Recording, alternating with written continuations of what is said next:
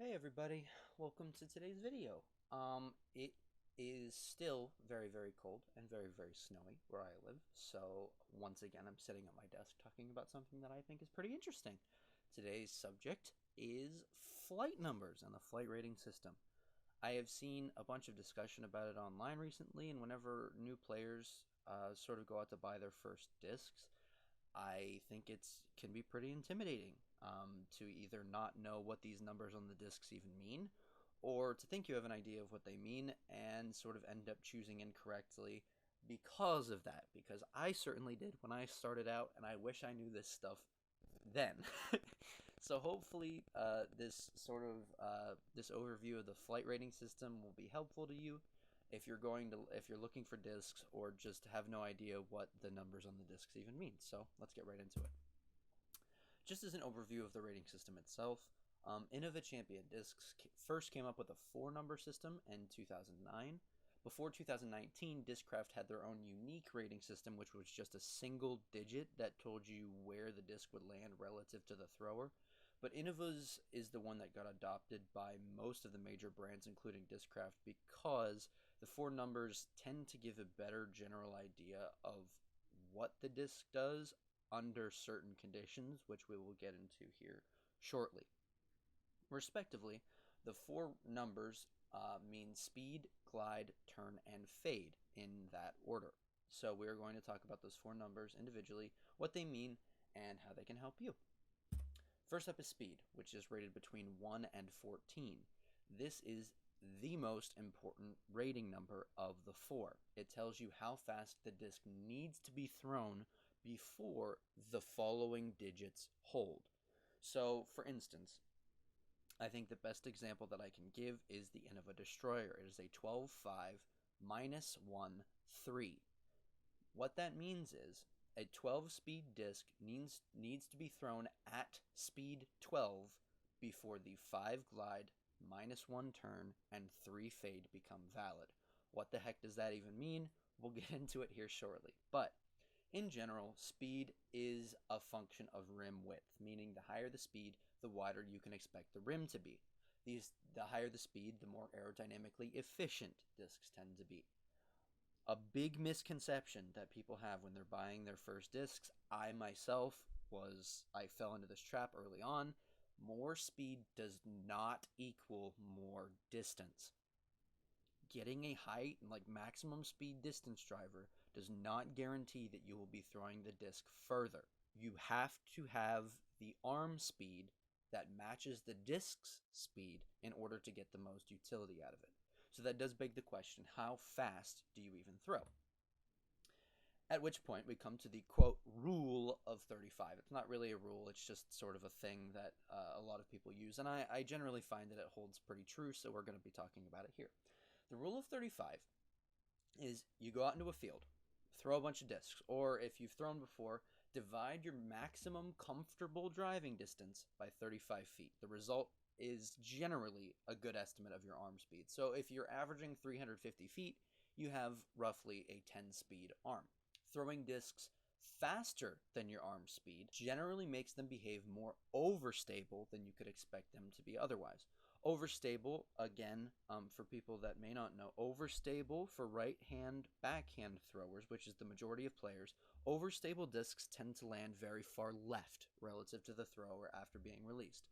Understable discs tend to land right of the thrower, and stable discs will tend to land somewhat straight relative to the thrower. So underpowering a disc, meaning so if you have a 10 speed arm and you're throwing a 12 speed disc, the disc will behave more overstable than the numbers might otherwise indicate. This is accentuated whenever the disparity between your arm speed and the disc speed is even greater. So someone that has a 5 speed arm throwing a 12 speed disc will notice it being far more overstable than someone with a 10 speed arm throwing the 12 speed disc. They're both underpowering the disc, but the slower your arm is relative to the disc you're throwing, the more overstable it will behave compared to how it's supposed to behave. Now, glide. Glide in practice is probably the simplest rating. It's just the tendency of a disc to remain aloft.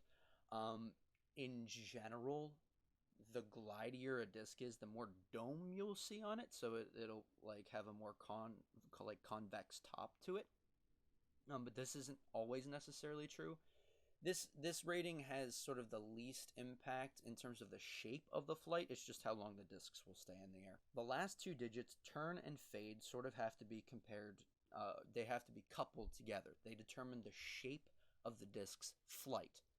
Turn is the tendency of a disc to roll during the high-speed flight of a disc, which is the beginning of the disc's flight.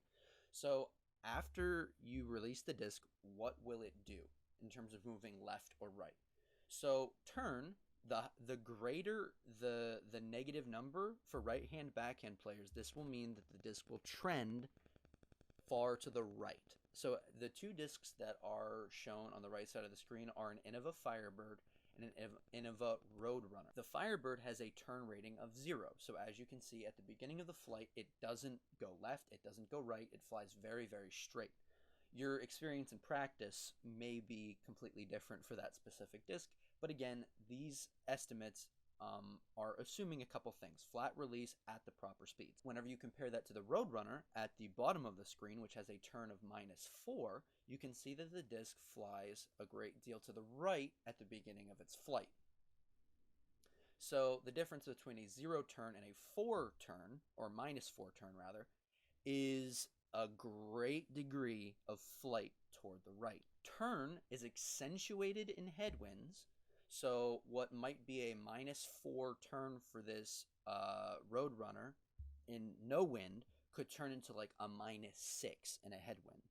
Whereas in a tailwind, it's dampered. So if you were to throw this Roadrunner in a tailwind, it might only appear to fly like a -2 or a -1, whereas the Firebird might fly like a 1 turn and just dive straight into the ground immediately in a tailwind.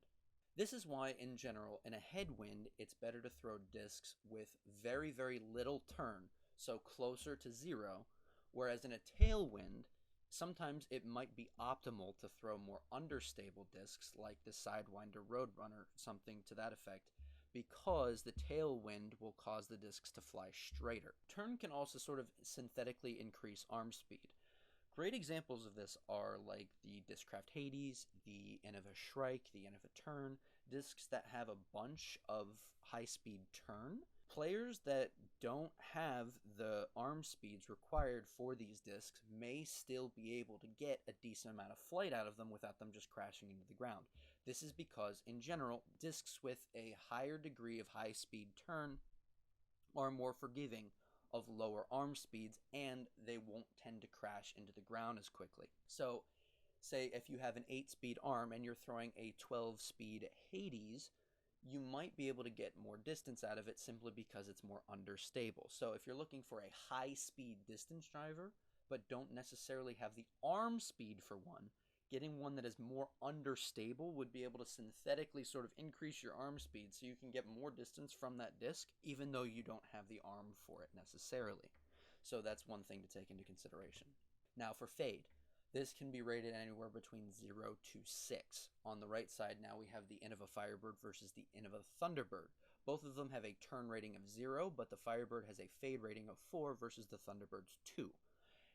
The fade is just sort of the tendency of a disc to crash as it slows down. So as you can see on the right side of the screen, a Firebird, which has a greater degree of fade, will crash harder left than a Thunderbird will, which will land sort of more softly into the ground. The fade rating is generally not as impacted by wind as a turn rating, so you can still expect a fade rating of 4 in a headwind or a tailwind, unlike the turn rating. But in general, turn is more affected by wind than fade is. To estimate the general landing area of a disc, you can add the turn and fade ratings together to determine where a disc might land. For right-hand backhand throwers, if you add turn and fade together and you get 0, the disc will land pretty much straight ahead of the thrower if thrown correctly. If you add those two numbers together and you get a negative number, the disc will land somewhere to your right. And if you add those two numbers together and end up with a positive result, the disc will land to your left. How extreme the sum of those two ratings are determines how far right or left the disc might land. So that's something to take into consideration. A lot of people do question the accuracy of the flight rating system. It's not exact measurements is worthy of note. The flight ratings are guidelines. There are differences between runs. Cooling of plastic has a great effect on the shape of the overall disc whenever they're finished cooling. So like pellets from run to run can cause discs to fly a little bit differently. The cooling process, if it's a little bit different, moisture, pressure, heat, all kinds of things can result in different flight for discs. They're extremely sensitive to all of these things. So it's worthy of note that from run to run there can be differences. A very easy indicator between same, so like if you were to pick up two destroyers, dome is an excellent indicator of flight in general. So if you were to pick up two destroyers, one has a very high dome and the other one does not. The one with the higher dome will in general have more glide, it will have less high speed turn and less low speed fade, meaning that in general these discs are more stable. However, they also sort of trade off a little bit of speed for that. So they have higher glide, less turn, less fade, but they're also a little bit slower. So that's the effect that dome might have. Plastics are probably the single greatest impactor or effector of flight whenever it comes to discs, especially for high-speed drivers. On the right, I have three examples. There's a DX Destroyer, a Star Destroyer, and a Champion Destroyer. A DX Destroyer is almost unrecognizable in terms of flight compared to a Champion Destroyer. They are so completely drastically different in their flights. Baseline plastics such as DX tend to fly more understable than premium plastics like your Star, your Champion, or other manufacturer equivalents to those plastics. So in general, premium plastics will be more overstable and baseline plastics in general will be more understable. This is accentuated more for higher speed discs than lower speed discs. In addition, weight impacts the stability pretty significantly. So if say for instance you have an 8-speed arm but you really wanted to throw a destroyer, you have a couple different options. You could throw a more baseline plastic because they tend to be more understable. You could get a very light one because it would sort of synthetically increase your arm speed and make the disc more understable, so it would be more likely to behave for you the way that you want it to. A bunch of other factors can affect disc flight as well. So altitude, your arm speed, as we already talked about, and release control drastically impact the flight. If you release the disc with a high nose angle, so if you notice that your discs are shooting straight up, like really high in the air, you probably are throwing with a positive nose angle, which causes discs in general to fly more overstable. Conversely, if you release a disc and you notice that it has a bunch of wobble on it, that's called off-axis torque, which can cause discs to fly far more understable than they would otherwise. At higher altitudes, discs fly more overstable than they would at sea level. So, putting all these things together, how exactly do you use this information to pick out a disc? First of all, you need to estimate your arm speed. So, as we talked about before, go out in a field or just based on your personal experiences, divide your maximum comfortable driving distance by 35 feet and you can get a generally reliable estimate of your arm speed. So that's a good place to start. If you don't have an idea, guess anywhere between 4 and 6. So 5 is a good place to start. If you have no clue what your arm speed is, I would recommend 5, maybe 6 as a place to start. The next thing you want to consider, think of the shape you want the disc to make. Turn and fade are things that you can play around with to determine at different points of the flight where you want the disc to be. But make sure that whatever you choose is within your arm speed, because otherwise the disc will behave far more overstable than it will otherwise.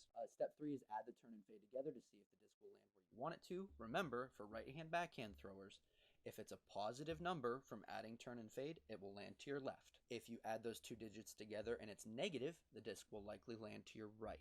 Make sure to make corrections for plastic, weight, altitude, etc. So for plastic, you can generally assume that for like Champion plastic or other brand equivalents, you can add a 1 or so to the overall stability. For super baseline plastics, you can probably subtract 1 or 2, somewhere in that range. Lighter discs will be more understable. Remember that as well. And altitude makes discs more overstable. It's also worthy of note that when discs are brand new, they're more overstable than they will be later on. So if you get a disc and it is extremely overstable out of the box, It might not be that you have too slow of an arm speed. It may just be that the disc needs broken in a little bit. So keep that in mind. After you've taken all these things into consideration, and I know it is a lot to take into consideration, that's when you start shopping. So make sure the discs that you're buying are within your arm speed, that they will do what you want them to do when you throw them, and then you can choose the plastics and weights and all kinds of things like that accordingly. So whenever you do all these things together, hopefully the flight rating system will now help you choose discs that will actually have some more utility and use in your bag. So hopefully you found this helpful. I hope this was sort of an easily digestible way to present this and that it was interesting enough for you. If you have any questions or anything, please be sure to drop a comment down below. I'll do my best to respond to them. If you have any recommendations or want me to do any videos on any other subjects disc golf related, be sure to leave that as a comment as well. Anyway, thank you guys very much for watching. Again, if you enjoyed the video, be sure to leave a like and possibly subscribe. I'm trying my best to do a video a week now. But thank you very much for watching, and I will talk to you guys soon. Bye.